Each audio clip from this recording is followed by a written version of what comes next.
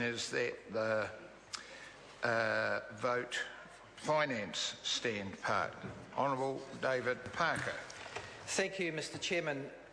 The Treasury and the Minister of Finance are funded through vote finance, and it's the Treasury and the Minister of Finance that control the shape of the New Zealand economy. And I want to talk about two sides of that same coin that are both related. One, the demise of manufacturing in New Zealand and the increase in speculative investment in the non-productive part of the economy, which is so hurting Aucklanders especially, who are paying ever higher housing prices.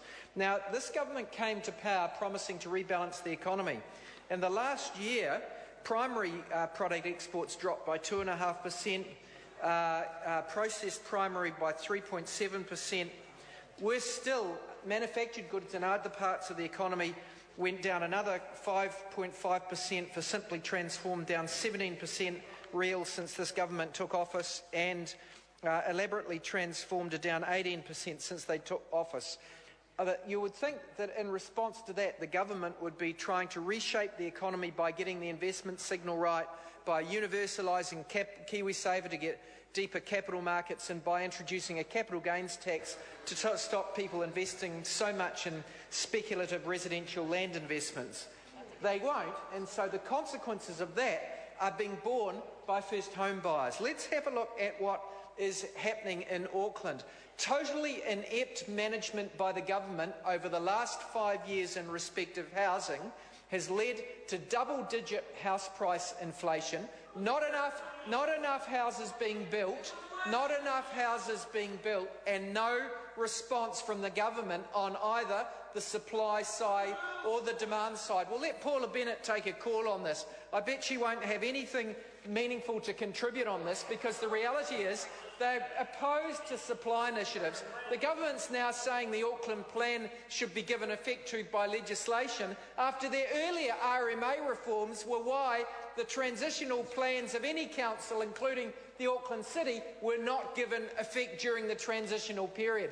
The Labor government's been saying, yes, land supply is important, so are rules inside the city boundary.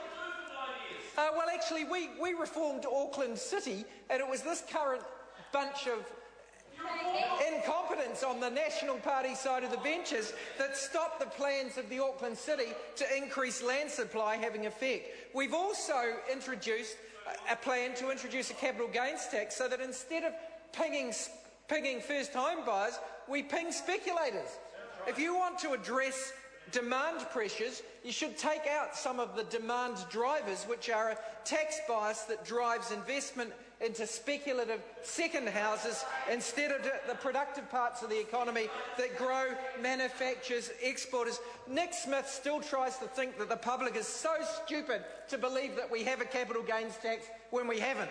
We have a trading tax for traders, but not many traders are caught, and most people who own second and third and fourth houses do not pay tax on their capital gains. And that's why the OECD and the IMF said it is probably the most important economic reform that a government could bring forward, and it would help first home buyers, because we would be backing first home buyers and labour, not speculators. The second part of our remedy, of course, is to build some affordable houses. Not enough houses are being built in Auckland, full stop, and of the houses that are being built, not enough of them are smaller, affordable houses that are suitable for first home buyers and people at the lower end of the market. National doesn't care about that. That's why they feed these pressures for more speculative housing, don't introduce a capital gains tax, and give 40% of their income tax cuts to the top 10% of income earners, feeding those demand pressures while they do nothing about supply. Now they're coming along and they're saying, oh, look,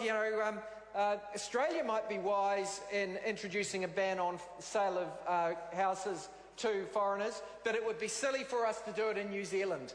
Well, the Labor government's willing to back New Zealand home buyers over foreign buyers of New Zealand homes, and so we've said that we will ban the overseas sale to overseas people of New Zealand houses. Not if they're here on a work permit, not if they're coming here to be a resident, not if they're a citizen.